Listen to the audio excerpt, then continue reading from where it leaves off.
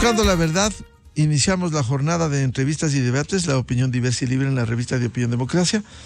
Queremos dar la bienvenida al doctor Napoleón Santamaría, jurista y abogado tributarista. Le invitamos para hablar de este panorama económico con una escuálida caja fiscal, el anuncio que veamos cómo se concreta en las próximas horas o días de los proyectos urgentes de materia económica del Ejecutivo que confirmara el presidente Noboa. La reducción de impuestos, se prometió reducir del 12 al 7% para el sector de la construcción.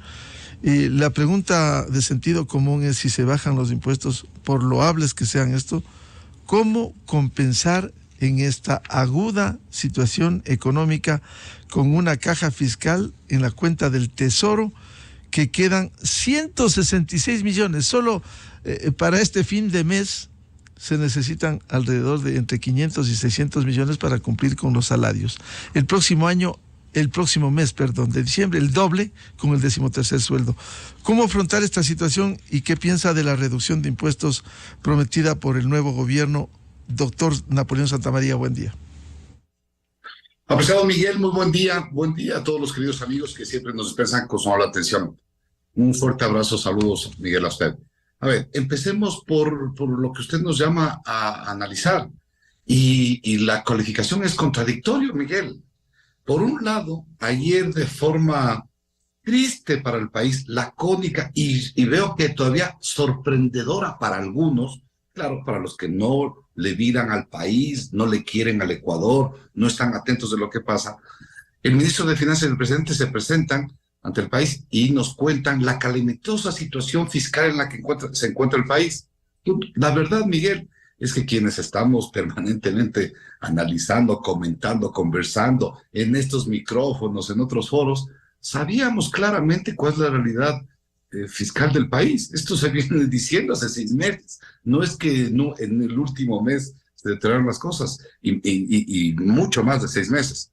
Entonces, frente a esa cadena de ayer, donde nos anuncian que las cosas están muy mal, absolutamente contradictorio, vuelvo escuchar al presidente que va a bajar impuestos, porque entonces no se compadece. ¿Qué nos está pasando en el Ecuador?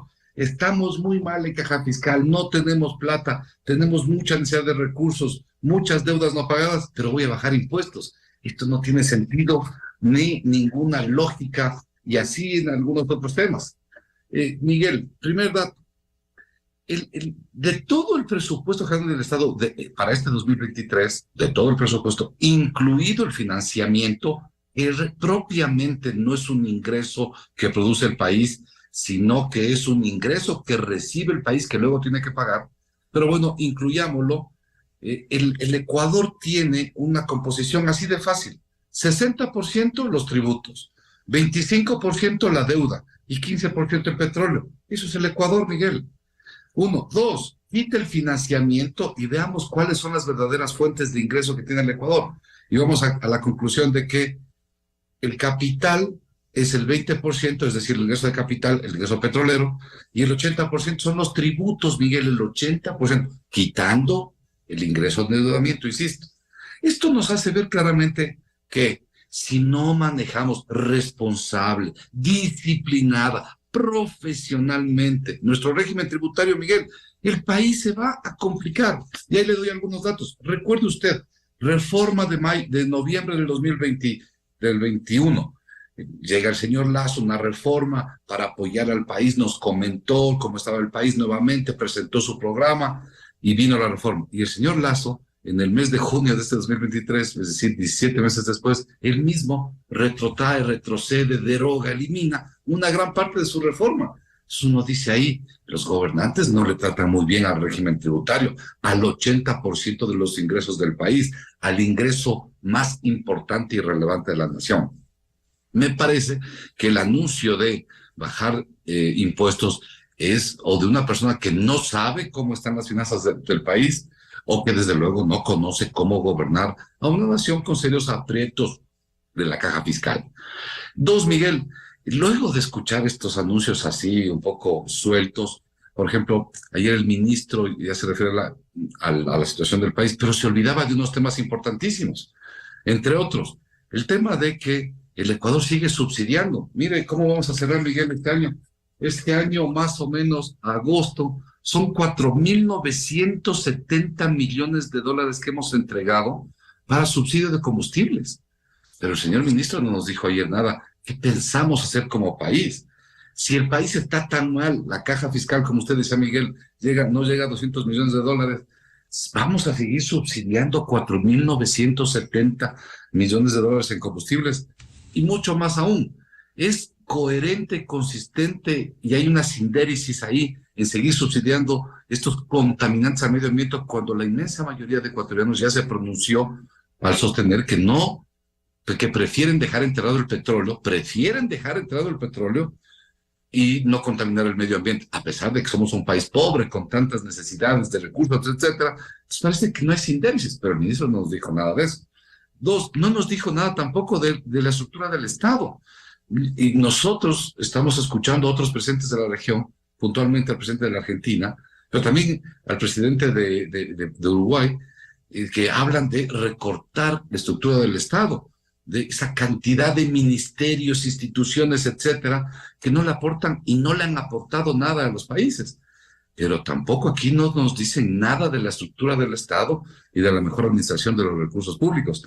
Entonces, como que uno se queda todavía vacuo, vacío, o con un contenido muy simple o simplón, Miguel, y ahí nos preocupa, porque si algo podemos concluir, Miguel, es que a este gobierno que dura 15 meses, no le podemos dar 100 días para que venga a ensayar algo que le presenta al país. No, necesitamos que ya debió haber trabajado en un conjunto de propuestas serias, reales, para un gobierno como es, transitorio, que va a durar 15 meses, con ministros que lleguen inmediatamente a saber qué tienen que hacer, no improvisados o tiktokers que lleguen a hacerse famosos o faranduleros. El tema, Miguel, realmente muy preocupante de estas contradicciones, estos análisis laxos, muy dérmicos, y sobre todo, Miguel, un tema fundamental. Insisto, sabiendo que es un gobierno de 15 meses, lo que sí necesitamos los ecuatorianos es que nos digan cuál es el programa.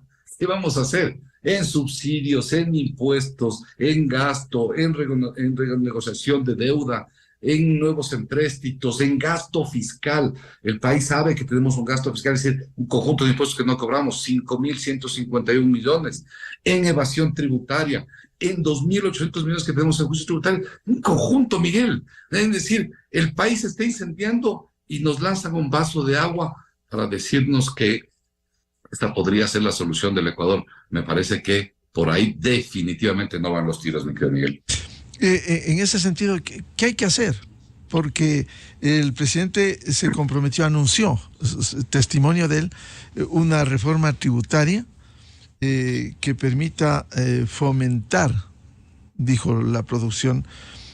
¿Cómo se puede hacer una reforma tributaria en estas condiciones y con esta escuálida caja fiscal? ¿Qué debiera hacer, qué debiera representar esta reforma, doctor Santamaría? Miguel, en primer lugar, sí, el presidente se ha anunciado, pero yo prefiero aquellos presidentes, Miguel, que pueden anunciar cualquier cosa en campaña y peor en este gobierno transitorio, pero que llegan responsablemente al Palacio de Gobierno y saben que tienen que hacer las cosas correctas. Le pongo un caso. El señor Kuczynski pasó en campaña electoral en Perú hace mucho tiempo anunciando que iba a bajar el IVA. Cuando llegó y se sentó en el Palacio de Lima, se dio cuenta que era imposible bajar el IVA y salió en cadena nacional y pidió perdón a sus conciudadanos, pero les dijo, vean, prefiero admitir que erré, que equivoqué en decir esto, pero no hacerle un daño al país solo por complacer esta mala propuesta que la hice. Eso por un lado. Por otro lado, Miguel, la historia nos dice, mire, en el 2013 el Ecuador ya hizo algo parecido a esto, de disminuir tributos. Bajamos la tarifa del 25 al 22%. ¿Qué pasó con el empleo? Disminuyó, Miguel, disminuyó. Dos, en el 2018 vimos que la tarifa del 22 no era eficiente y volvimos a subir al 2025, al 25%. Del 22% subimos al 25%. ¿Qué pasó con el empleo? Y con la recaudación subieron. Estas mentiras de baje impuestos para que haya más recaudación no es verdad. En países latinoamericanos no es. Y nos ponen la excusa que la curva del Laffer. La curva del ARFE dice que mientras menos carga fiscal, mayor contribución. Sí, en los países europeos sí, donde usted tiene una economía absoluta monetizada, el sistema bancarizado cubre a las relaciones económicas. En el Ecuador, Miguel, el 49% de actos de comercio no están cubiertos por el sistema bancarizado y por lo tanto no se facturan, por lo tanto no cobran IVA, por lo tanto no pagan impuesto a la renta y por lo tanto fomentan contrabando y todos los ilícitos fiscales que están alrededor. Entonces, absolutamente realidades distintas, no esos eslogans que nos hacen daño. Y finalmente el tema del ISD. Hoy día ya el ISD está en 3.5%. ¿Hemos recibido mayor inversión extranjera, Miguel? La respuesta es no. Es que esto lo dice el Banco Central, son estadísticas del Banco Central. ¿Y qué va a pasar en enero del próximo año? El ISD baja al 2%. Y como vamos viendo, este año, Miguel, vamos a tener la peor inversión extranjera de los últimos 30 años. No vamos a superar 300 millones de dólares de inversión extranjera. Cuando el Ecuador ya recibía estos escuálidos 900 millones promedio, 870 realmente, los últimos 10 años, este año no vamos a superar 300 millones, pero Colombia recibe 8.000 millones y Perú 7.000, 8.000 millones.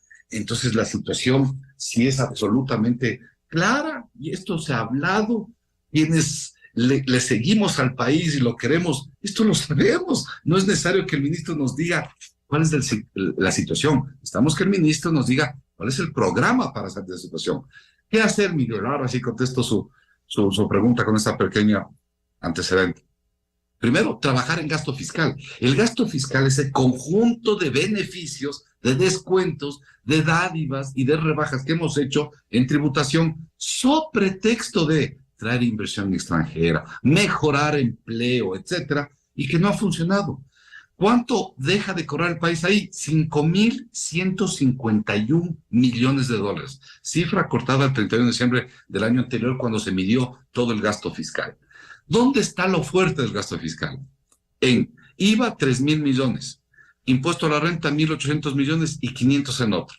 ¿Cuánto de esto podemos, en una serie de reformas tributarias, revertir, cambiar? Cerca de 700 millones. Resumen, de los 5.000 millones, podemos quitar, reducir o eliminar exoneraciones, descuentos o rebajas tributarias que no le están ayudando al país, más o menos en 700 millones de dólares. Uno. Dos, mire, el informe del Banco Mundial del Ecuador le insisten al Ecuador. El Ecuador tiene un 7% del Producto Interno Bruto en evasión fiscal. Personalmente creo que es bastante más, pero no tengo el dato duro para aseverar lo que digo. Por lo tanto, me acojo al informe del Banco Mundial. Eso es 7.700, 7.500 millones de evasión fiscal. No es verdad que se puede cobrar en un año. No, no se puede cobrar. No es verdad que en 2 o 3 años solucionamos la evasión. No.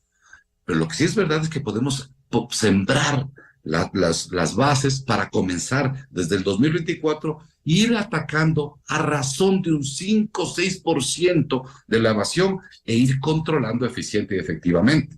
Eso serían 500 millones de dólares el próximo año. Si lo hacemos bien en un plan sostenido a largo plazo. Yo revisaba hace un tiempo el informe de la Administración Tributaria Chilena y ellos decían, durante 10 años hemos combatido la evasión fiscal y la hemos derrotado en un 44%. Es decir, los chilenos se demoraron 10 años en controlar el 44% de evasión y haciéndolo bien, etcétera. Bueno, imitemos esos ejemplos. Poco a poco, todos los años vamos recortando evasión fiscal. Tercero, tenemos juicios tributarios, Miguel, de 2.800 millones de dólares.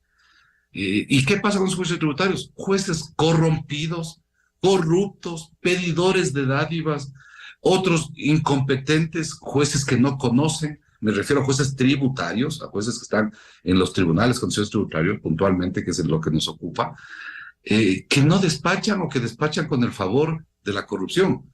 Y entonces, eso sí es seguridad jurídica, un presidente que le diga a un país, a la inversión extranjera, miren, vamos a través del Consejo Nacional de la Judicatura. Claro, que lastimosamente está en manos de este señor impresentable, que hoy lo gobierna, que no nos permite hacer una reforma de jueces competentes, capaces, inteligentes, que destraben 2.800 millones. Miguel, ¿estos 2.800 millones lo va a ganar el SRI? Respuesta, no, nunca ha ganado el 100%. ¿Cuánto va a ganar el SRI de esto? Lo histórico, el 50%. Es decir, si jueces competentes atienden temas tributarios, el país podrá tener sentencias de más o menos 1.400, 1.500 millones, si lo hacemos bien en un plazo de 3 o 4 años. Por lo tanto, para el próximo año, con jueces competentes, podríamos tener 600, 700 millones más de recaudo nacional. Y luego sí, que nos hablen de subsidios. Insisto, Miguel, no es coherente que un país siga, los ciudadanos sigan exigiendo subsidios a algo que lo desprecian. Los ecuatorianos despreciamos el petróleo. Dijimos que se entierra. Recién en el diario El País de España decían, todos los países petroleros del mundo, todos, están con políticas públicas para potenciar en lo absoluto sacar todas sus reservas petroleras. El día de hoy, si usted coge el Globo de Brasil, va a ver que dice que Petrobras ha decidido invertir 100.000 millones de dólares, casi nuestro Producto Interno Bruto. ¿Para qué? Para procesar, explorar todos sus campos petroleros. Bueno, los ecuatorianos, como somos muy brillantes, como somos muy de la alzada, dijimos que se entierra el petróleo y que no lo queremos. Sin embargo, que vemos que en la caja fiscal no hay para nada, no se pagan deudas, etcétera. Pero bueno, entonces esto tendremos que sentarnos a conversar. Y que el señor Issa no venga a lanzar piedras y a vandalizar el país. Al señor Issa hay que retirarlo del escenario nacional y entre personas que tenemos algo de conocimiento y de capacidad de diálogo, sentarnos a discutir pro país, pero no podemos seguir, Miguel, subsidiando 4.900 millones de dólares de subsidios. Bueno, mire usted, y desde luego el recorte del Estado, ¿no? Veo que en otros países están cerrando ese Ministerio de la Mujer. Aquí en el Ecuador se siguen poniendo flores a esos ministerios que no le aportan al país. Bueno, esto es lo que, a esto me refiero, Miguel, cuando digo, esto es lo que ven los empresarios nacionales y los de afuera. Plan, programa, proyectos, ideas en conjunto, no hechos aislados, no acciones separadas, no. Lo que le falta al gobierno del señor Noboa, y eso yo, como ciudadano que le quiero a mi país, lo conmino y le exijo y le obligo, es que nos presente un plan de su gobierno express. Yo lo he llamado un gobierno express, que es el gobierno de 15 meses. Por lo tanto, con mayor responsabilidad. Y así ya hemos visto algo de la reforma tributaria que circula en redes, Miguel. Una reforma mínima, minúscula, pequeña, insulsa, inocua. Si es que el ministro no lo conoce, le pido que lea el informe del BID del 2022 sobre reformas tributarias. En América Latina, si usted hace una reforma tributaria que no mueve el Producto Interno Bruto al menos en el 1.5%, no la haga. Eso ya nos dice el BID. Si va a hacer malas reformas, no haga nada, deje ahí. ¿Sí? Y quizá estos temas hay que recordar al ministro, no tienen tiempo para el error, lastimosamente. Se metieron a hacer un gobierno interino que pretendían administrar un país 15 meses, pues háganlo. El respaldo y el apoyo estará ahí, pero en esta vez no le vamos a dar 100 días, no le podemos dejar el cheque en blanco. Esta vez hay que presionar, exigir y combinar desde el primer día para que el país funcione, mi querido Miguel. Una de las cargas que usted ha señalado, doctor Santamaría, y que no ha habido poder humano, gobierno de turno, que enfrente, los que intentaron casi se caen, el sincerar los subsidios, esa enorme distorsión de los subsidios que favorece a la gran mayoría que puede pagar los derivados del petróleo a precio internacional. No hay poder humano. ¿Será que este puede ser el momento, por lo menos, para paliar el déficit fiscal y dejar de mantener una enorme distorsión de seguir subsidiando? Por cierto, focalizando para los más pobres, como puede ser el transporte público. Sí, definitivamente, Miguel. O sea, que tenemos que ver mecanismos para no afectar el bolsillo de los más pobres y los más deseados en el país. De acuerdo que sí, pero esto es política pública. Mire, ¿cómo se organizan bien los países? Cuando el país mira un plan, un programa de 15, de 20, de 30 años hacia el futuro.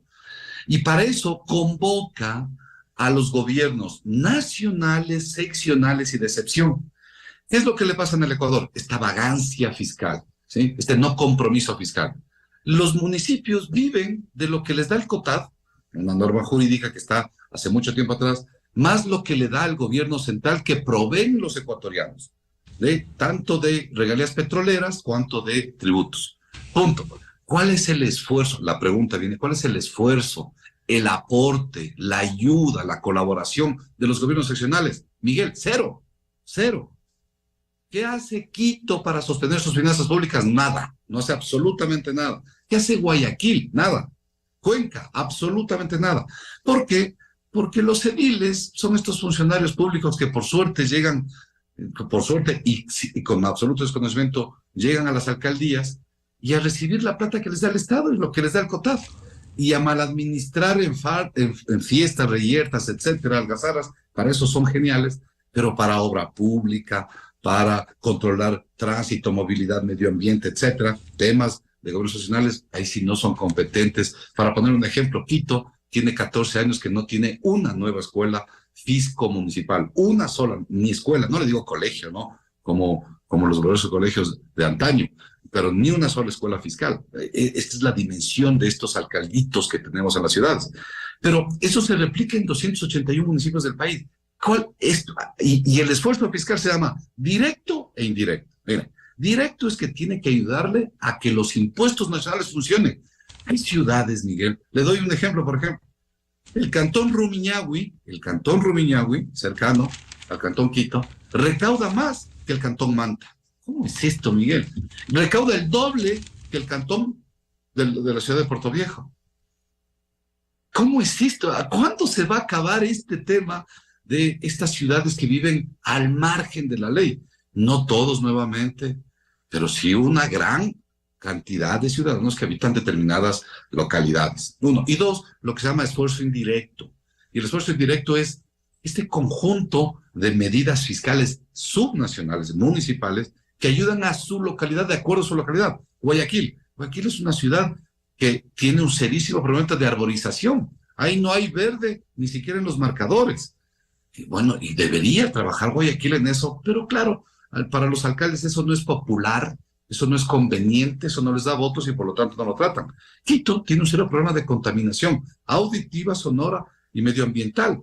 Y aquí no tenemos nada. Le pongo ejemplos. Curitiba tiene tributación seccional, independiente de la de Brasil, para la contaminación medioambiental. Medellín tiene una tributación a los combustibles y al combustible fósil, independiente del régimen fiscal nacional colombiano. Esto es lo que necesitamos. Uno. Dos, régimen de excepción, que es la SENAE.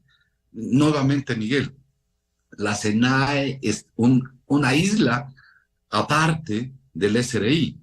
Y ahí lo nombran a funcionarios que han pasado. Vea usted cuántos han pasado por el SENAE. Ni los nombres nos recordamos, porque son de ingrata recordación. ¿Qué aporte le dejan al país? Nada. Para ponerle un ejemplo, el impuesto a la salida de divisas recauda más, o recaudaba más que toda la SENAE. Efectivamente, la SENAE ya no tiene esta potestad recaudatoria, esta potencia, controla otras cosas, pero lo que tenemos en el Ecuador es que estamos llenos de contrabando. Eso está de la SENAE. Tenemos un problema de penetración de armas, de armamento, ilícito, desde luego, y eso es tema de la SENAE. No se diga narcotráfico, y eso es un tema de la SENAE. Entonces, una institución que aislada a propósito, ¿no? No se permite que ejerza funciones. Bueno, este es el tema de fiscalidad nacional. Dos, el tema de subsidios. O sea, un país que trabaja en impuestos y no trabaja en subsidios es un país que está perdido. Y eso le está pasando al Ecuador. No puede ser, Miguel, que el país y una política pública tan interesante. Lo que pasa es que el señor Isa creo que no lee nada. Le pido que lea el informe del Banco Central y del Ministerio de Finanzas. Y para este año vamos a ir a 5.000 millones, cerramos la cifra, Miguel, 5.000 millones. Solo para darles una cifra. 5.000 millones destinamos en subsidiar combustibles. ¿Sabe usted cuánto se va a salud? 3.300. ¿Sabe cuánto se va a educación? 2.900. ¿Sabe cuánto se va a defensa y seguridad nacional? 2.200. En este país estamos mal, Miguel. Algo nos pasa. Estamos poniendo los bueyes tras las carrozas. Algo nos pasa, algo no está funcionando en la lógica ecuatoriana. 5.000 millones. Y esta política pública tan importante depende de que estos líderes que usan plumas en la cabeza, a esta ausencia de neuronas y de ideas y de conceptos, tienen que usar plumas para cuando alguien sale a decir estos temas de fondo, de profundidad, ellos lo que se dedican es a vandalizar el país. Desde luego, aupado de agrupaciones políticas claramente señaladas como cuáles. El fanático y corrupto correísmo, ese que tanto daño nos hace. Entonces, nuevamente, Miguel, esta falta de visión general, ya esto, dos que hemos dicho, lo que ya mencionamos anteriormente, estructura de Estado, recorte de gasto corriente, gasto fiscal, evasión tributaria, juicio. Es que hay un montón de aristas, Miguel. Cuando se conoce, se sabe, hay aristas para trabajar, presentar. Ahora, yo no le digo a usted, ni le digo a los queridos amigos que nos expresan, que hay el plan perfecto. Mire, yo he leído y revisado el plan de Milei en la Argentina, y yo creo que no es perfecto. Es más, creo que en algunas cosas no podrá cumplirla, pero debo rescatar que él tiene un plan. No digo que sea un plan bueno, malo, etcétera, no. Digo que tiene un plan. Y esto, Miguel, es importantísimo para que el país salga adelante. Si el señor Noboa no tiene un plan, un programa, un conjunto de ideas, el país lastimosamente irá a la deriva, pero una deriva peligrosa. Porque le cierro con esto, Miguel, en el papel de reforma tributaria, muy malo, ojalá no se hace la reforma la que hemos leído el día de ayer. Ya se habla de un impuesto al patrimonio a los bancos y a las financieras. Este discurso trillado, este discurso desgastado, vengativo y resentido de que golpeen a los bancos, sáquenle en plata a los bancos porque así nos desquitamos. Esto tiene que terminar, Miguel.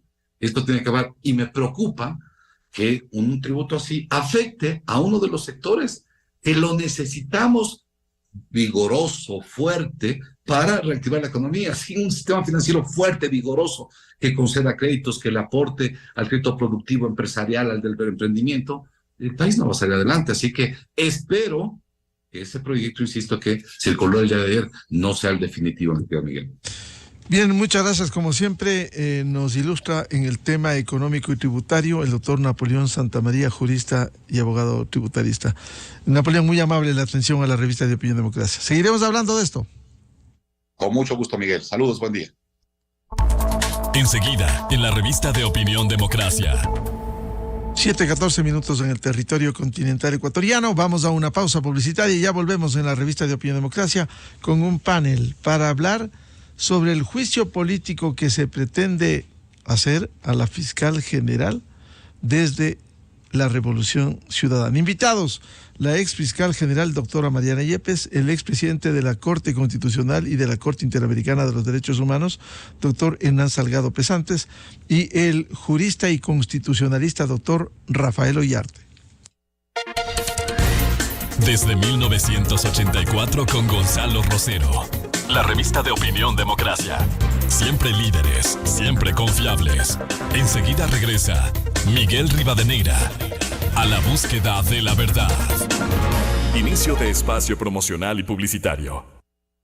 El nuevo ahorro flexible de Banco Pichincha te da la libertad de ahorrar con la flexibilidad que necesitas. Deposita o retira la cantidad que